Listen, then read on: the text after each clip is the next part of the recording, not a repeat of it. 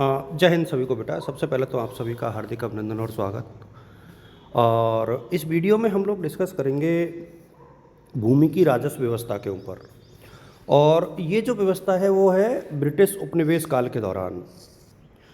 ये कुछ एक भूमि की स्थायी, एक तो स्थायी बंदोबस्त प्रणाली थी, रैयतवाड़ी प्रथा थी, और इसके बाद माहरवारी जो व्यवस्था थी। ये तीन राजस्व व्यवस्थाएं उस दौरान चलती थी। चूँकि मुझे थोड़ा सा जुकाम हो रहा है बेटा, मैं बहुत ज़्यादा बात नहीं कर पाऊँगा, तो छोटे छोटे वीडियोज़ में मैं आपके साथ इसको साझा करना चाहूँगा। एग्ज़ाम के हिसाब से टॉपिक बहुत इम्पोर्टेंट है और इनमें ये एग्ज़ाम के हिसाब से काफ़ी ज़रूरी है। तो आप लोग एक तो इनको चार्ट बना देना कि तीन व्यवस्थाएं थी, तीनों कौन कौन सी थी। अब यहाँ पर आप देखो, स्थायी बंदोबस्त यानी परमानेंट जो सेटलमेंट था बेसिकली, ये जो व्यवस्था थी वो बंगाल में थी, ठीक है। और ज़मींदारों के माध्यम से जो है कलेक्शन किया जाता था।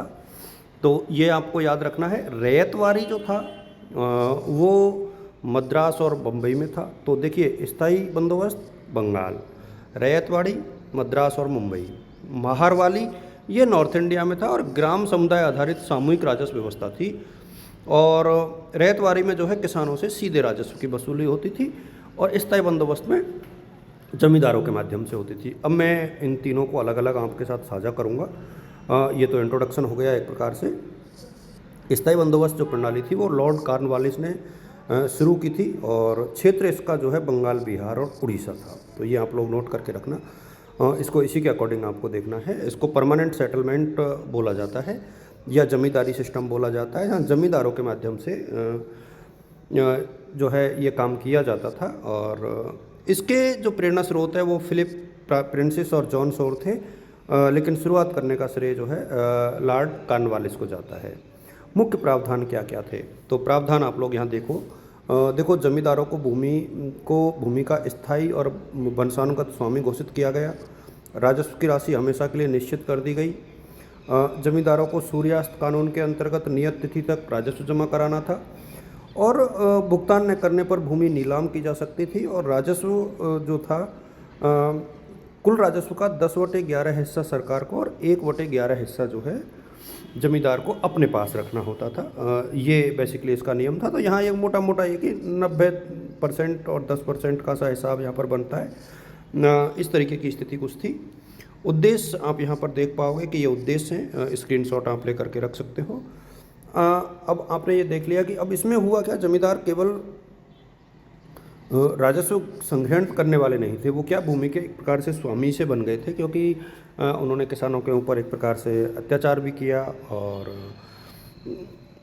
जमींदारों ने क्या किया, किसानों से लगान अधिक वसूली और उनकी अर्थव्यवस्था को काफ़ी क्षति पहुंचाई। अब स्थायी बंदोबस्त प्रणाली से हुआ क्या, किसानों का शोषण हुआ, उनकी भूमि से बेदखली हुई, यानी इविक्शन ऑफ द लैंड। ये बहुत एक प्रकार से किसानों के लिए बहुत बुरी बात थी, चूँकि यदि नहीं चुका पाएंगे, लगान नहीं दे पाएंगे, तो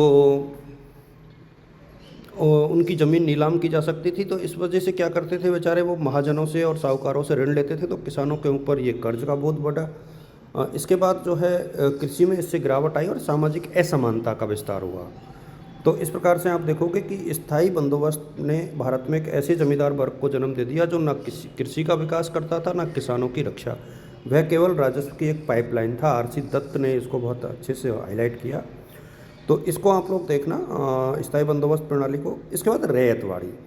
देखिए, थॉमस मुर्नो जो है इसके प्रवर्तक माने जाते हैं। कंपटीशन में भी ये एग्जाम में पूछा जाता है कई बार। मद्रास और बम्बई प्रेसिडेंटी की व्यवस्था में ये ज़्यादा लागू था। और रैयतवाड़ी जो की नींव थी वो कैप्टन रीड ने रखी, और थॉमस मुर्नो ने इसको लागू किया। अब इसमें देखो इसकी विशेषताएं क्या थी। अब विशेषताएं आपको ध्यान रखना। प्रत्येक किसान व्यक्तिगत रूप से सरकार के साथ राजस्व समझौता करता था। भूमि का स्वामित्व किसान को दिया, न कि किसी मध्यस्थ को। राजस्व की दर 20-30 वर्षों में पुनर्निर्धारित होती थी। किसान अपनी भूमि को बेच सकता था, खरीद सकता था, हस्तांतरित कर सकता था। और लगान का आधार भूमि की उत्पादकता और क्षेत्रफल था। एरिया आप लोग नोट करो यहाँ पर, मद्रास, मुंबई और असम। कुल भारतीय भूमि का लगभग 51% इस व्यवस्था के अंतर्गत कवर हो रहा था। इसका एक प्रकार से आइडिया रखना आप लोग। और देखो, भूमि का सर्वेक्षण इसमें होता था, राजस्व का निर्धारण मिट्टी की गुणवत्ता के आधार पर होता था, सीधा समझौता था, कोई मध्यस्थ नहीं थे इसके बीच में। और 20-30 सालों में जो है इसका एक प्रकार से पुनर्मूल्यांकन होता था। तो ये आप लोग देखना, रैयतवाड़ी जो बंदोबस्त का किसानों पर असर क्या हुआ।